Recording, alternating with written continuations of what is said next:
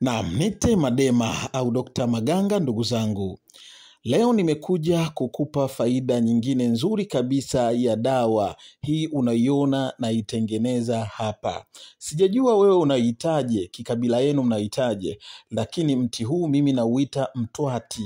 Ni dawa kubwa katika miongoni mwa dawa ambazo zinafungua vifungo. Hii dawa inatumika kufungua vifungo vya kwenye mizimu pamoja na majini, lakini kufungua vifungo vilioko kwenye nyota yako, lakini vifungo vyote vilivyofunga katika masuala ya riziki. Sawa, lakini pia hata kama umefungwa kwamba ahadi zako zisiweze kutimia, yani kila jambo lako unalolikusudia, kila jambo lako unalolipanga halitimii. Umekuwa ni mtu wa kuahidiwa mambo na hayatokei. Sawa, umekuwa ni mtu wa kuhangaika katika shughuli zako, katika kazi zako, katika biashara zako, lakini mambo yako yamekuwa ni magumu, riziki zako zimekuwa ni ngumu.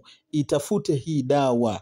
Sawa, hii dawa unachuma majani yake, japo na mizizi yake ni dawa, lakini tunachuma majani yake, tunatwanga na tunaanika, tunapata unga. Sawa, kwa niaba ya unga huo kuwa unaoga, yani unaoga asubuhi na jioni kwa niaba ya kujifungua vifungo. Hii ni dawa ambayo inakusaidia hata kama umepigwa na uchawi, lakini unasumbuliwa na mizimu mibaya, unasumbuliwa na majini wabaya, inakwenda kutoa aina ya vifungo vyote vilioko ndani ya mwili wako, lakini inakwenda kukurudishia bahati na kukurudishia mvuto na muonekano mkubwa. Sawa, kama unahitaji kupendwa, kama unahitaji kwenye masuala ya biashara ili mambo yako yaweze kwenda vizuri, basi unaweza ukaitumia hii dawa. Ni dawa nzuri sana. Mtwati ni mti mkubwa. Sijajua kwenu nyinyi mnahitaje, lakini mimi naita mtwati ni dawa ya kufungua vifungo. Ni kiboko ya kufungua vifungo. Vifungo vya kijini, vifungo vya kimizimu, vifungo vya kichawi.